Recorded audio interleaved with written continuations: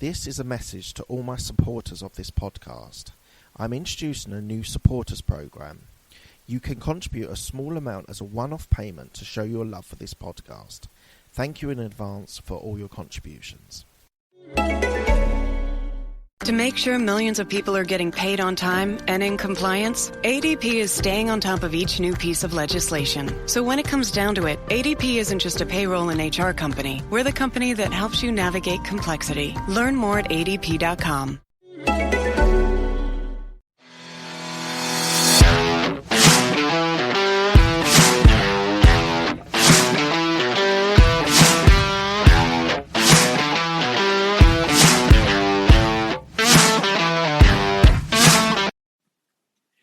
This is the Absolute Business Mindset podcast, created and hosted by Mark Hayward. This podcast will interview entrepreneurs, business owners, and people in their careers. We will delve into their journey to success, key life milestones, and go deep into their area of expertise. This podcast will inspire and educate you with great guests. Get ready to learn from other successes and failures.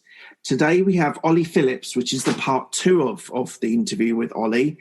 Previously we spoke about his rugby career. We are now going to go into more of his business career. Hi Ollie, how are you?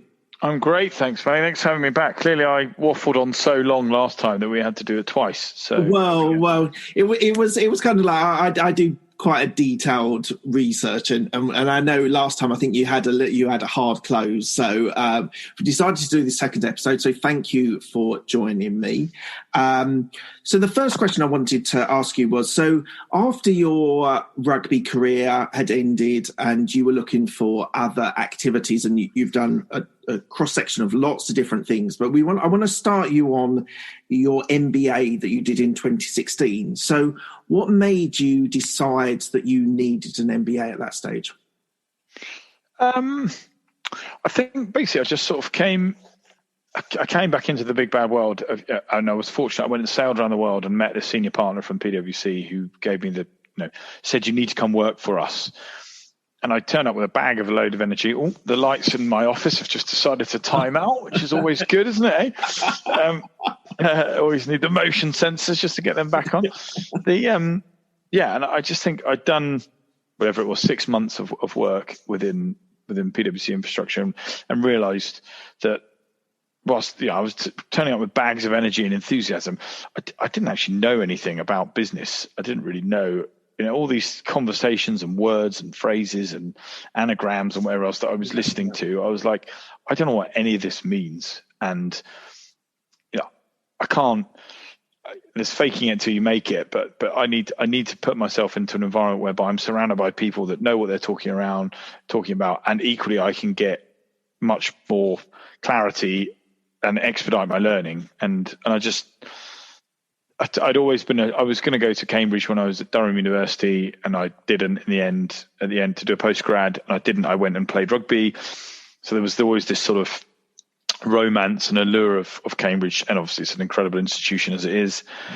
And I just thought, I need to go and do an executive MBA. I needed to be near London. I actually applied to Oxford and to Cambridge. I got into both, and then I just thought, I'm going to do Cambridge. So it was hard. It was bloody expensive, but it was invaluable just for the people that I met, the experience itself, and the learnings that I got out of it. And if anything, I left actually probably more, even frustrated that I didn't make the most of it while I was there, because there's just so much you can do. I mean, literally you could consume yourself, but I did the exec program, which meant I was still in industry. I was still working at PwC at the same time. Right. Okay. We'll come back to the MBA. I just want to have the story of how you got your PwC role. So you said you met a partner while you were sailing. Tell me a little bit about that. So when I got injured from playing at the World Cup, I was in a sort of fairly desperate position, didn't really know what to do. It was the only career I'd known all my life, 12 years.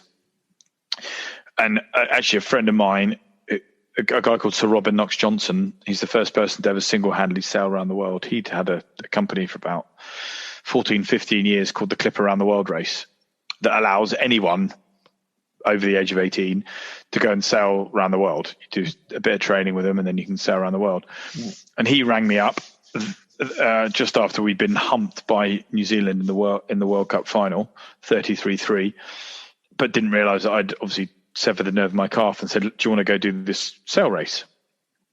And obviously I was in a fairly desperate point in time. It's like, yes, done. So I leapt on this boat to go sail around the world. Didn't really realise what the hell I was throwing myself in for. 11 months at sea and 46,000 miles or whatever it was later. But the interesting part of it was probably like the ultimate job interview of all time, because it was this life experience whereby you were each time was, London to Rio was a month at sea or 28 days at sea, whereby you were in a 70-foot space surrounded by a load of people that you never met before. And they'd all taken, some of them were taking a full year out from their life, total career break. Others were doing it as a bit of a sabbatical or whatever, and doing like a month or a couple of months, a leg here and there. So it was a very eclectic group of people with different priorities. And one of the guys on my boat happened to be a senior partner at PricewaterhouseCoopers, who they owned quite a few bits of property in Cape Town. So he wanted to go to Cape Town, be in his property, and do what was recognized as the hardest leg, the most brutal leg of it all, which is the Southern Ocean from Cape Town to Australia. Yep. And I didn't know where he was. I didn't know what he did. I didn't know anything about PwC, to be honest, but he was on my team, on my watch. And when he got off the boat after a month of being thrown around like a rag doll on the ocean, he just said, look, I don't care what you do, but whatever you do, you have to come work for us. And I was like, who's us? He's like, PwC. And I was like, well, and if I'm honest, at the time, I was still fairly adamant that I was going to go back and play rugby. I thought I was just going to have a year out and my leg would be fine. Yeah. So I was like, yeah, mate, whatever, of course. I've got another 7 months or whatever it was left of the race. You've gone mad. Clearly being at sea for 11 months has sent you, for a month has sent you delirious. Have a good time. Yeah. And funny enough, when we finished the whole sort of sail around the world, 7 months later, he was waiting at St. Catherine's Dock for all of us as we came in to sort of celebrate with the team, what have you. And he gave me a massive hug. I hadn't even stepped on dry land. And he's just, congratulations, et cetera, et cetera. And then he said, and when do you come work for us? And I was like, mate, bloody hell, you're joking me. And I'm going to go play rugby. So I tried to play rugby for 6 months, realized my body was absolutely ruined, and call it serendipity. But he rang me that night that I knew in my gut that my sort of career was done. I couldn't play anymore. And he said, look, it's all moved in the right direction. We want to make you a director and come lead our digital transformation team in tax. I was like, yes, done. Desperate. I need a job, quick, in. And I rang him the day before I started. I was like, Michael, I'm really, really sorry, but just a couple of bits. But I don't know anything about digital. I don't know anything about tax, and I don't know anything about PwC. And he said, don't worry, you'll be perfect. And 5.5 years later, I'm still there, and bizarrely, he's not. He left after about a year. So that was brilliant, but there we go. So it's interesting. So you went into PwC, and as you said, you very much were not used to the culture, the atmosphere. It's very different to a rugby team, I would imagine, as I've worked at PwC myself.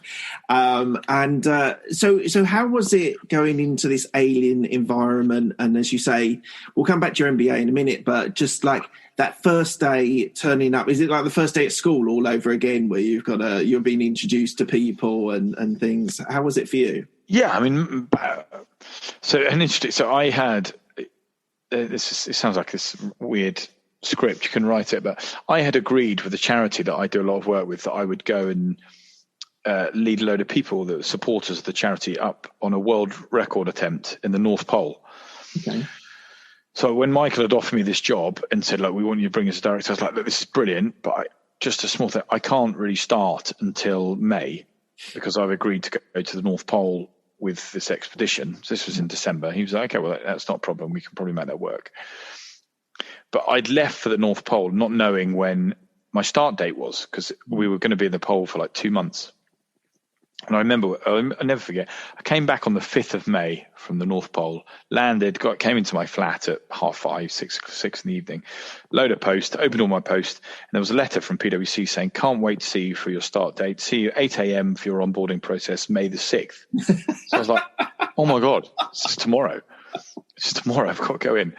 And I had grown like this huge beard as being part of the North Pole expedition, and we had to do a big sort of wrap up with all of the press and media and whatever as part of it to sort of celebrate the world record. And they'd asked for me to keep it for a week or two. So I had to turn up to PwC. You'll know from we had our ID docs and have my photo as photo ID, which is still my ID pass now, with this horrific beard out here. So they must have thought some like hobo had turned up to sign at PwC, wander around the offices. And I remember like having tons of energy and being super enthusiastic about it all. It's like a new adventure, if you like. Yeah. And then, so that part was amazing. And then after I don't know, 3 months, maybe a bit longer, I became overcome by this like imposter syndrome, like where I just didn't feel like I could offer any value to anything. Like I would feel like I was sitting in meetings, I didn't understand what they meant. I felt like every question I was asking was like a dumb question, which made me feel like incredibly uncomfortable, a bit anxious.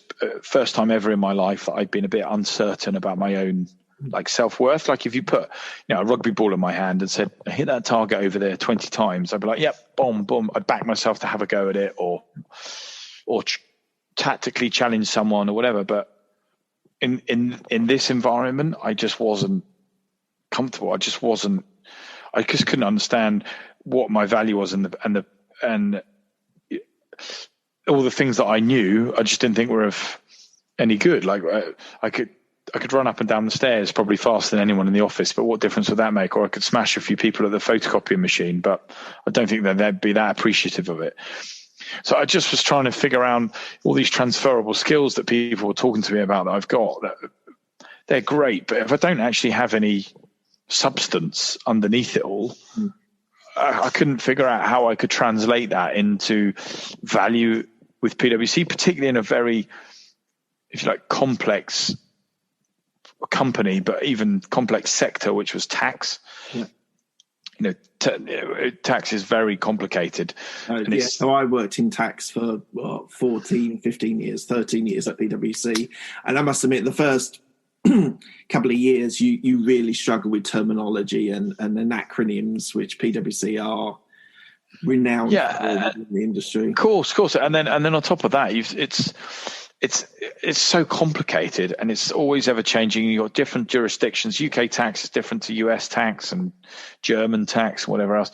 So you need to obviously have a baseline understanding of all the various different tax complexities that an organization might be facing, and then how it impacts them in different jurisdictions. And in order to do that, most people do a ACA for 3 years, and then they slowly build up to, most directors in PwC are 12 years minimum. Some obviously exceptions to that rule, some a bit longer, whatever, but 12 years on average qualified in their specific role of whatever they're doing. Yeah. And there I was, sort of 12 minutes. And my background was in the only numbers I dealt with was sort of numbers at a line out or numbers on a scoreboard. So it was just a really. And from a psychological mental health perspective, that was definitely my most challenging time. Definitely. Wow. So you decided to do an MBA. You thought you'd give yourself a chance. And interestingly, you didn't tax qualify. You thought an MBA was more beneficial. I'd asked the business. I'd asked PwC whether it was a value. Like, should I go do the ACA? And the feedback I had was no. Anything you learn now, you're still going to be 12 years behind everyone else that's learnt it. So that's not your key strength. That's not what you're good at. So don't waste your time doing that bit. Do the bit that you're great at, which is, going out and meeting people and building the teams and et cetera, et cetera. And it was only, and so the firm said, I shouldn't do the ACA, or they wouldn't, I shouldn't do it and they wouldn't fund it. Yeah. So I'd approached them about the MBA and they said, we don't think you should do that either.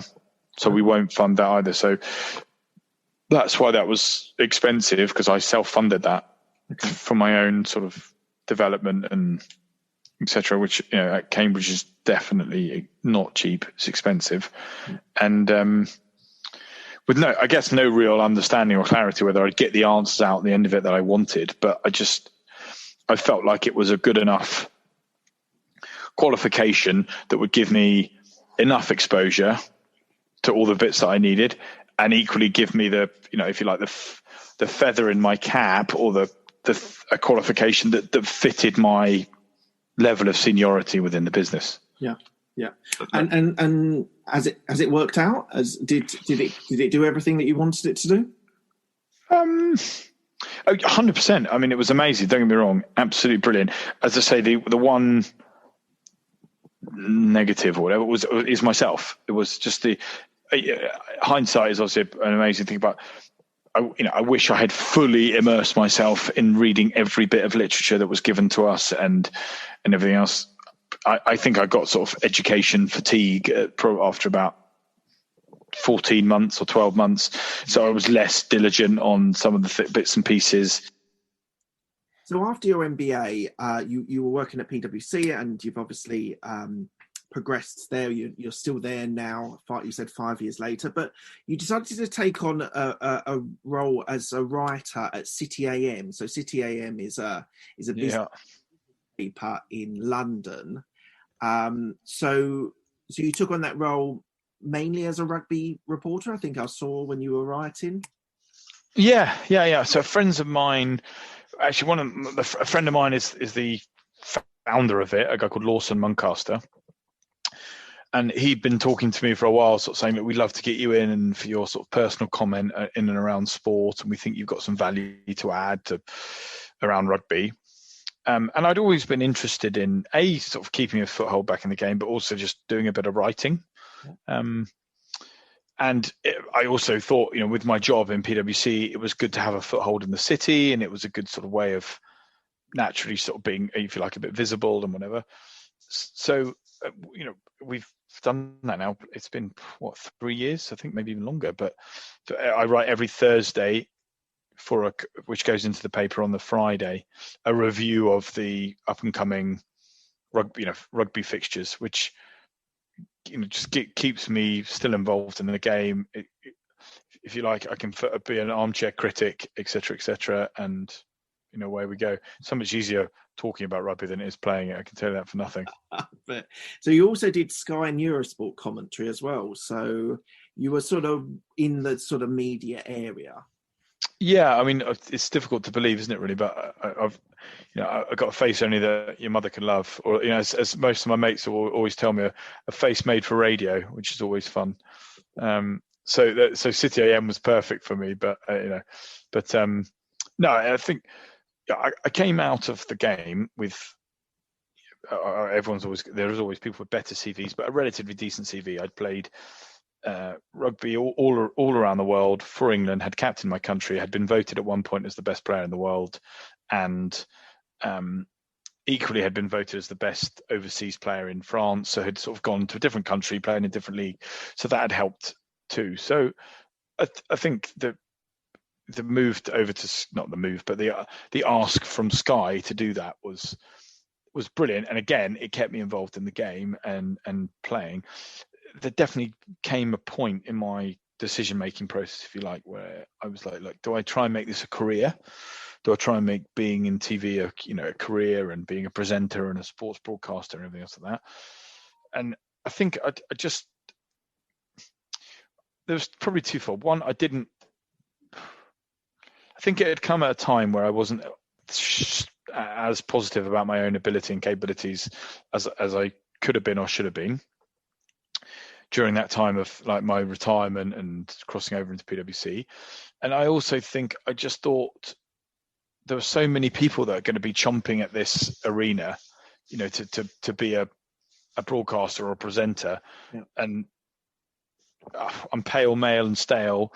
Am I really going to be fitting the mold of this? Is all this also the future career that I want, of just talking about rugby all day, every day? And I just thought, you know what, I love it, and I still love doing it now, and I'm really passionate about it. And for me, it's actually the perfect balance now, because I get asked to do some stuff, but just not all the time. So I just thought, you know what, I'd actually like to just go and do something different in my career and learn a different string. And I'd love to end up back in sports, but probably on the, you know, the finance side or the management side of actually running a sports team or business or something like that. I just think that's more me, if that makes sense. It does, absolutely. And so you're a member of the Oxbridge Angels. We'll be back after a quick break. Hi, I'm Alex, the host of X Health Show. Meet the future of healthcare. Think X-Men, that's X Health. Actual superheroes behind programming living cells to cure cancer once and for all. Tech that detects preterm delivery in seconds, brain-computer interface, or apps that employ AI to match you, your disease, with the best treatment. X Health Show brings to you visionaries who push the boundaries of healthcare from Switzerland, the heart of Europe and the most innovative country in the world. Let me introduce you to their startups. Head to X Health Show, meet the future of healthcare. Happy to greet you there. Yeah. Which, well, so again, that's talking around the positive things that came out of my MBA at Cambridge. That's one of them.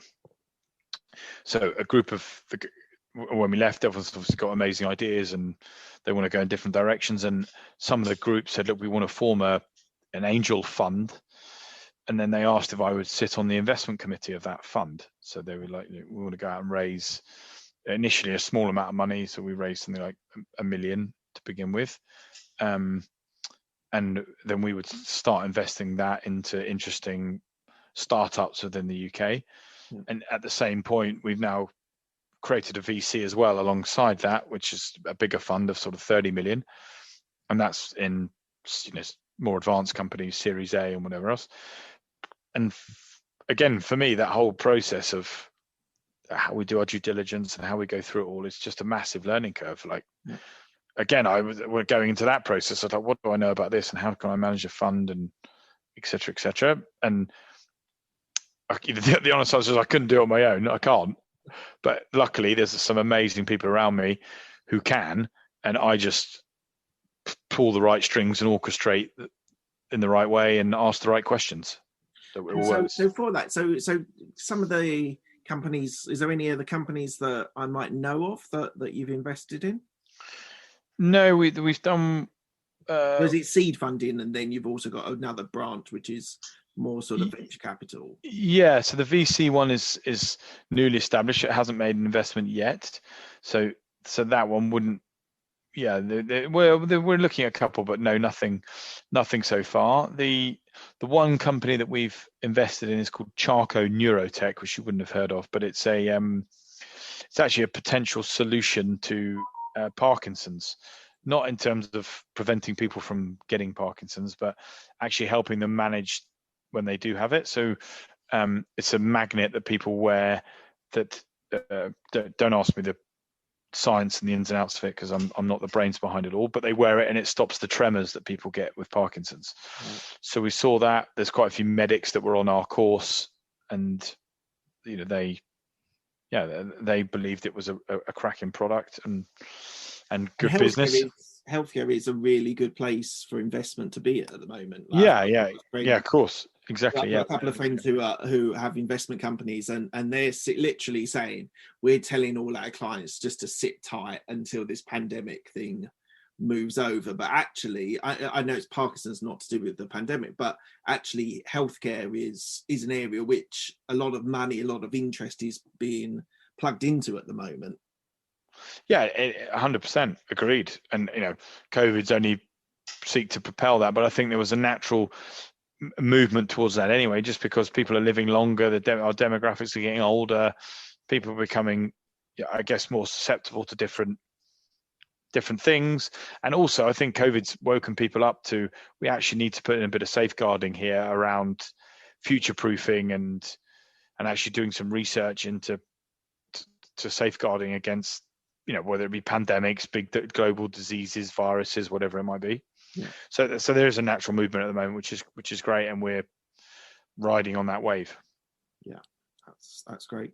I've also got here that you're involved with CSSC Sports and Leisure.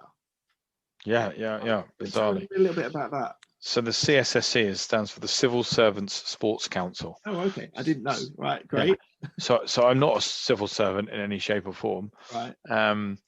So it was twofold. One is I wanted to build up, after my MBA experience, I wanted to build up some NED experience. I wanted to sit on a couple of boards and see some different businesses and understand their business model, et cetera, et cetera. And I wanted it to be in the sporting arena. So there was it's not paid for role, but an advertisement around becoming a NED for a large, like 200,000 member organization that was focusing in and around that space of providing sports, health, leisure activities for civil servants. And I just thought this would be a great opportunity for me to be involved. And I applied to be vice chairman of that organization, did all the interview process, got the role. And it was also then coupled with, coincidentally, at the same time, probably 3 months after I got it, PwC had asked if I would become what we call lead relationship partner on everything that we do with a department in government called DCMS, which is Department of Culture, Media and Sport. So it was actually a perfect, a perfect marriage, if you like. I work in and around the regions of government in culture, media, sport, digital, and I'm also sitting on as vice chairman of a group that has a whole load of civil servants in the areas of sport and leisure. That's really. So how do you balance all of these different things that you're involved in with a full-time job at PwC? Yeah, and 2 kids, and a wife. How do I? It's just about, I guess, seeing the wood from the trees, make sure you prioritize things, being efficient with your time. And if I'm honest, I probably am victim of taking on too much at certain points in time, and it all gets a bit overwhelming. But in general, I enjoy the variety of life and the variety that these different things bring me. That's probably what engages me and keeps me entertained. If I was doing the same thing over and over and over again, I'd probably get a bit bored. So they all actually add value to one another, because when I get engaged with them, I am fully engaged with them, if that makes sense, because I've kind of missed them. So yeah, I mean, that's what I sort of enjoy and focus on, and that's how I manage it. And it's definitely not perfect, but it's getting there. So do you procrastinate? Yes. Unfortunately, yes. I just sometimes get confused with what I should do, what I shouldn't do, where I should be, what I should do, etc., etc. But in general, it all works out in the end. And a mantra I have got is surround yourself. Someone told me when I was playing at the beginning, surround yourself with loads of people that are better than you. Yeah. So I try to do that every single day with what I'm doing in my work, and it then tends to work out quite well, because all these people know much more than me, and it's all just and they elevate you as well, don't they? They make you better because you're learning from them all the time, aren't you? And Elon Musk has said something very similar, where he said, I didn't go to Harvard, but I employ everyone that did go to Harvard because I appreciate how good an organization it is. So it's definitely, if you can fill yourself with people that are more skilled, more knowledgeable, they'll bring on your business, they'll bring on whatever and they just give you exposure to a greater level of thinking and thought and insight, and I think that's incredibly valuable. Whereas if you're surrounding yourself with people that know a lot less than you, are never really going to challenge or offer a difference of opinion, then you're actually always going to just stay the same in terms of your own personal development, and that might be fine. You might be comfortable with that, and that's not a problem at all. For me, I enjoy that element of difference, and I enjoy people challenging me all the time. Don't get me wrong, there are lots of times where I struggle with it as well, where I'm like, oh God, I just feel so inferior because I don't know anything that any of these people are talking around, but you grow and evolve over time. So you've mentioned a couple of times about this sort of imposter syndrome that you sort of struggled with initially at PwC and maybe at some of the other roles. How would you sort of say to one or a number of my listeners that are listening now who are in that sort of imposter syndrome, and they've been told fake it till you make it, or what, another sort of term like that? How would you sort of suggest them to how would you suggest for them to actually get over that and be able to build on from where they're feeling at the moment? It's a great question. I don't think you ever. So I'll tell you, when I used to play for England, we used to have a saying that I see now getting brandished all over the place in management speak, but it was always that we had to get comfortable at being uncomfortable. And for us, that meant that we used to train on a Tuesday, and we used to have to do this thing where we used to have to take our heart rate up to this ridiculous level and we termed it the death zone. Right, basically where your heart was beating and booming so fast and hard that you couldn't really concentrate, and your legs are screaming, etc., etc. And then if you got yourself to that stage, then you could execute your core skills and play a game at that point. We would have to do a fitness test that basically took our heart rates to that point. At the end of the fitness test, when you're dying on your hands and knees, they'd say, right, play a game. Yeah. And if we could execute our core skills at that point, the logic was that when it came to game day, you'd be fine. Yeah. And it was just, and don't get me wrong, I'm not saying that you go around and get your heart rate up to ridiculous levels, because that'll make you feel better of like managing with all the people around you. But the if you like, the theory behind that really resonated with me, or resonates with me now, of the levels of uncomfortableness that I felt physically, I get now in different shapes and sizes. Yeah, and my heart isn't screaming, but how I feel mentally, psychologically, the levels of anxiety or whatever I get inside me vary depending on the situation. And instead of like, I try to approach it how I approached it when I used to train, which is I used to love that feeling of, my God, my legs are screaming here, and now I've got to execute. And it's weird. It's a different, obviously, emotive state, if you like. But I try and take that same approach to what I'm doing now, which is, okay, I feel ridiculously uncomfortable here. I'm not sure of where I'm going.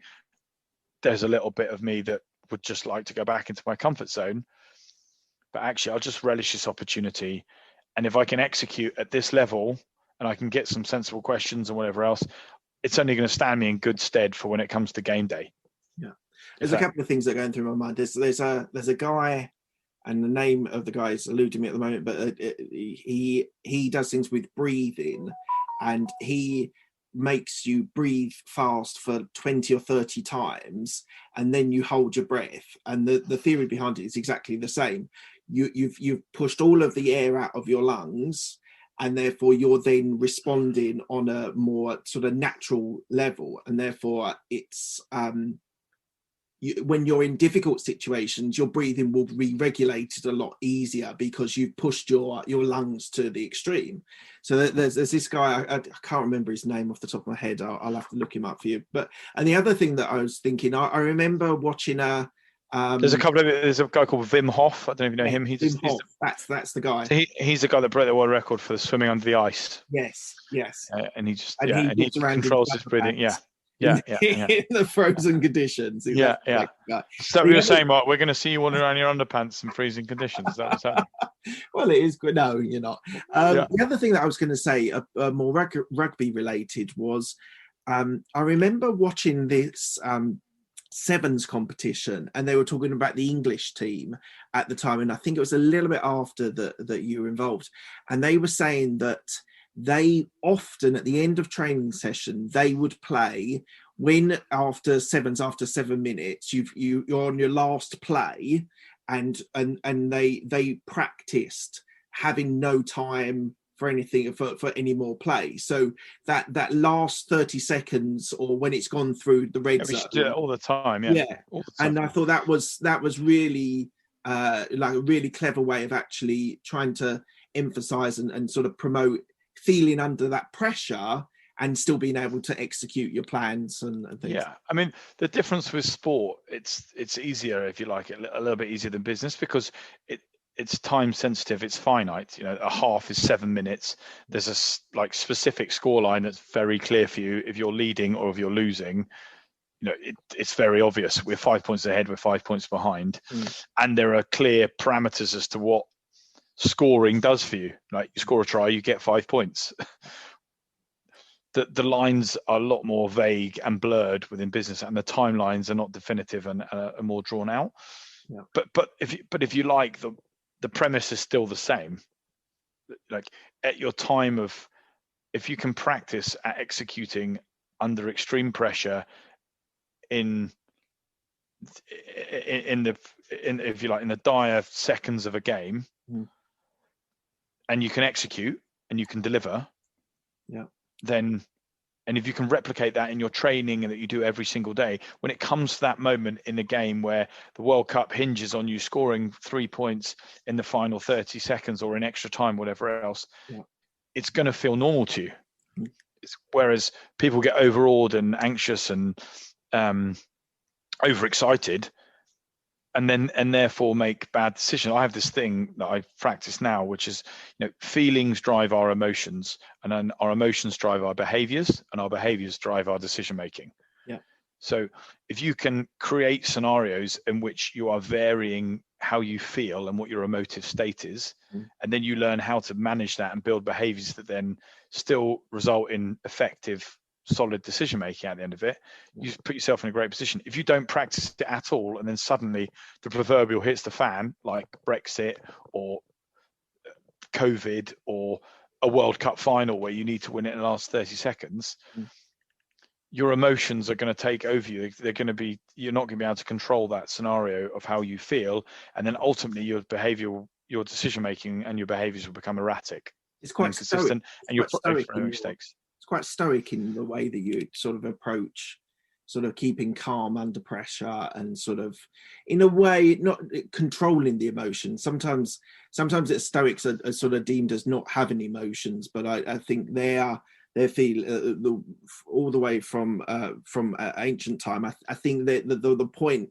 is that you're controlling your emotions through your life, and being able to do that actually makes execution easier when you're under pressure. Well, but if you think about it, the only reason why things go wrong it's nothing to do, if you like, with the process or the outcome. Like, I know my phone is always my phone. Like, it doesn't really change. It's your reaction and your behavior to that situation that ultimately changes the outcomes and how your experiences of those outcomes. So the only reason why a certain situation feels stressful is because your endorphins and whatever else, your anxiety, your adrenaline levels and whatever else are telling you that, are making you feel that way. And as a result of that, that's driving an emotional reaction inside of you that then triggers certain behaviors that happen when you are feeling in that sort of emotive state. And then that makes these decisions happen. And the more you rehearse that and practice that and get used to that, the better. Just the more adept you are going to be at dealing with that. It's the same as training, right? If I were to say to you, go and run a marathon tomorrow, you would, I don't know, I'm making assumptions here, Mark. I don't know if you are training for a marathon. I'm not quite there yet. I'm not going to do it tomorrow. Right, that's what I mean. You can't be marathon ready tomorrow. Whereas if you run 5 miles, 10 miles, 15 miles progressively over a sustained period of time, you keep exposing your body to that sort of level of stress and duress. When it actually comes to I've got to run 26 miles today, your body will be ready for it. I mean, it's not saying it's going to be easy. It's not going to say that you're not going to feel those levels of pain and whatever else, but you'll be much more ready for it and attuned to it than if you just had to rock up and do it tomorrow. So you've climbed Everest and Kilimanjaro, so you've still got an adventurous streak, even though you've conformed to sort of business life. How do you fit those sorts of adventures in, and what sort of challenges were climbing mountains compared to maybe playing rugby? Well, to answer the latter part, yeah, I love the outdoors. The physical side of life is, in terms of the fitness and that physical, emotional, mental challenge are the things that I particularly resonate with and enjoy, because I need those endorphins rushing around my body and whatever else. And it engages my mind more. How I do that, and why do I do that? I do that because I love meeting new people. I never do things on my own. I always do it with a group.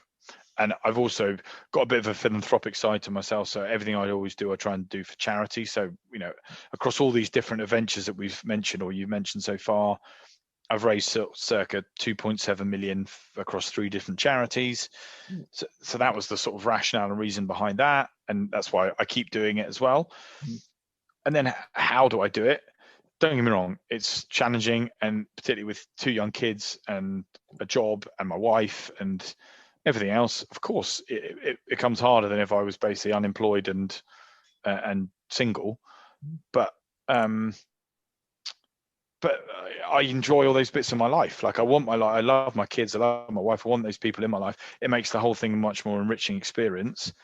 And then to go out and just bring people with me along the journey, if that makes sense. So a lot of the adventures I've done, cycled across America, John O'Groats to Land's End. I did with my wife. I Kilimanjaro, Everest, I did with my wife's brother. So, and I equally bring some clients with me if they want to do it. I think people have got, more often than not, what I found in these things is so many people in life have got all these ambitions to do these things.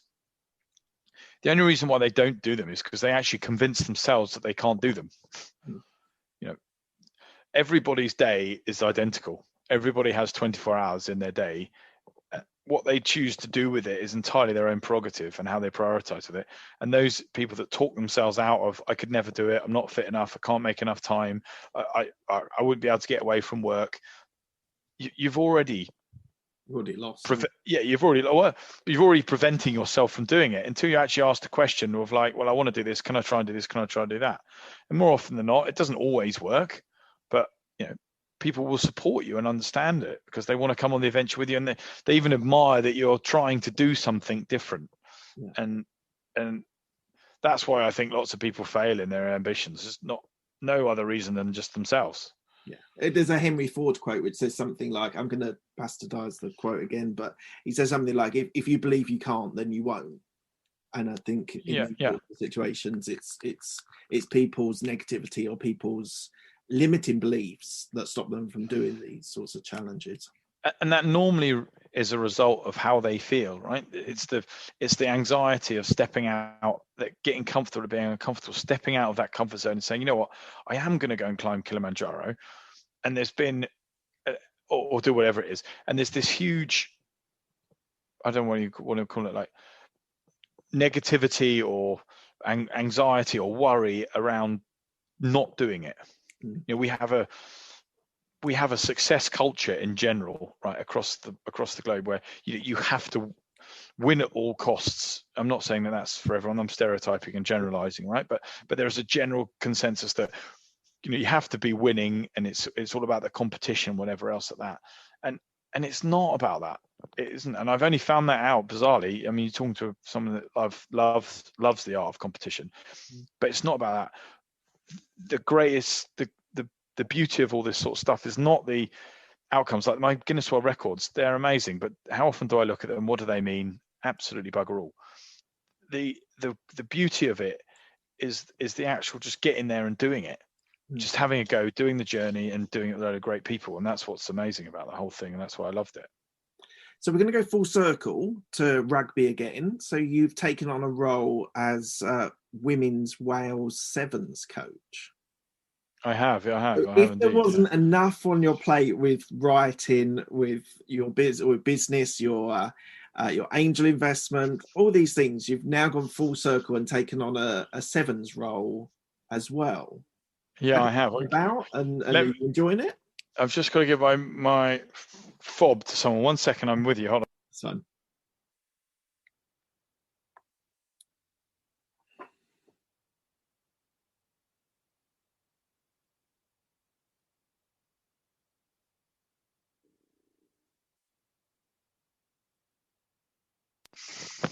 Sorry, Mark, I'm back. So do you want to ask the question again in case?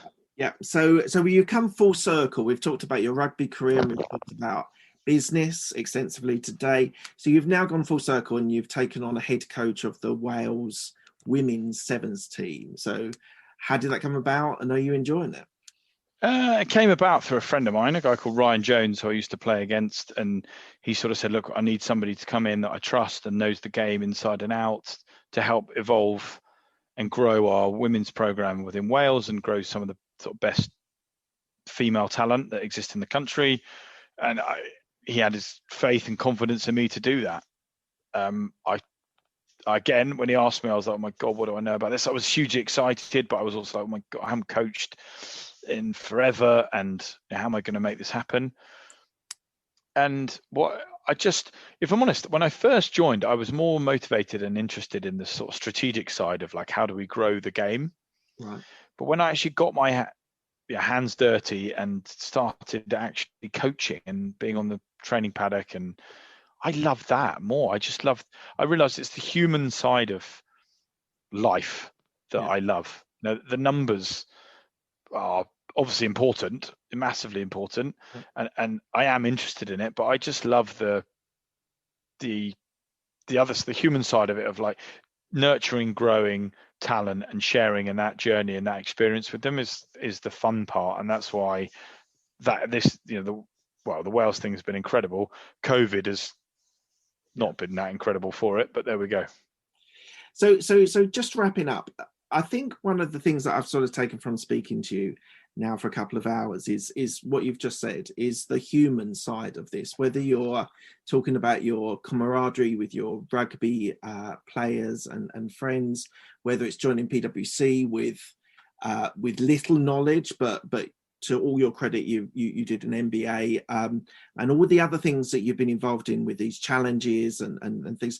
I think for me, just the human side, the human interaction, and I think that's a lot of what people misunderstand about business, is that it is a relationship. It's relationships that you build with people over good times, bad times, that actually make you successful. So any thoughts on the more humane side of business? Yeah, people by people.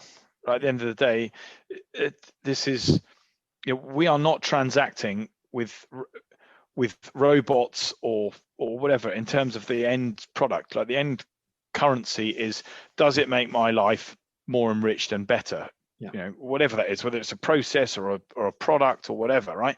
It's all about, does it save me time? Does it bring me happiness, et cetera, et cetera? It's human interaction at the end of it all, whether or not it's a machine doing a lot of the legwork along the way. It's how much does it enrich me as a human being? And I think we lost sight of that, and I think we're becoming more conscientious of that now. I think you're starting to see much more involvement, and particularly with COVID, I think people are desperate for human interaction, human contact. I think they've realized how important that is now within societies and within communities for that to happen.